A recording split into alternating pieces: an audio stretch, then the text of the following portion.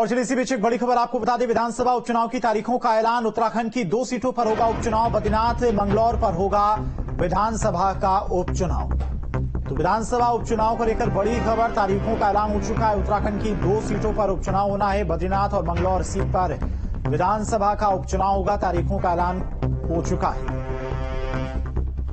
उत्तराखंड की 2 सीटें जो खाली हुई हैं विधानसभा की, उन सीटों पर उपचुनाव होना है और तारीखों का ऐलान हो चुका है। बद्रीनाथ और मंगलौर पर विधानसभा का उपचुनाव होना है। ये सीटें खाली हुई हैं, तो विधानसभा के उपचुनाव की तारीखों का ऐलान हो चुका है। उत्तराखंड की 2 सीटों पर उपचुनाव होगा, बद्रीनाथ और मंगलौर सीट। ये सीटें खाली हुई हैं, इन सीटों पर उपचुनाव होना है। तो विधानसभा उपचुनाव को लेकर बड़ी खबर आपको बता रही है। उत्तराखंड की 2 सीटों पर उपचुनाव होना है और तारीखों का ऐलान हो चुका है। इसी खबर पर तमाम और जानकारी के साथ में संवाददाता अजीत राठी हमारे साथ जुड़ गए हैं। अजीत, उपचुनाव को लेकर तारीखों का ऐलान हो चुका है। मंगलौर सीट सरबत करीम अंसारी वहां से बसपा के विधायक थे, तो उनकी निधन के कारण खाली हो गई थी।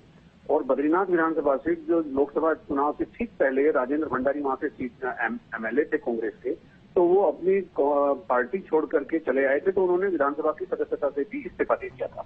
तो इस लिहाज से हमारे यहाँ उत्तराखंड में 2 विधानसभा रिक्त हो गई थी। तो आज जो चुनाव आयोग ने कार्यक्रम जारी किया है, उसमें बद्रीनाथ और मंगलौर के लिए कार्यक्रम जारी हुआ है और इसमें 10 जुलाई को वोटिंग होगी है और 13 जुलाई को काउंटिंग होनी है। 13 जुलाई को नतीजे आ जाएंगे।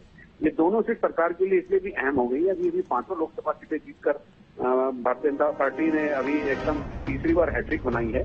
और ये 2 सीटें वाकई एक, आप समझिए कि निकाय चुनाव से पहले एक लिटमस टेस्ट माना जाएगा सरकार का, क्योंकि इसके बाद निकाय चुनाव भी है। वैसे इलेक्शन कमीशन ने आज बिहार, वेस्ट बंगाल, तमिलनाडु, मध्य प्रदेश और पंजाब और हिमाचल के भी कुछ विधानसभा सीटों पर उपचुनाव की घोषणा की है, लेकिन उत्तराखंड के लिए इसलिए महत्वपूर्ण हो जाता है।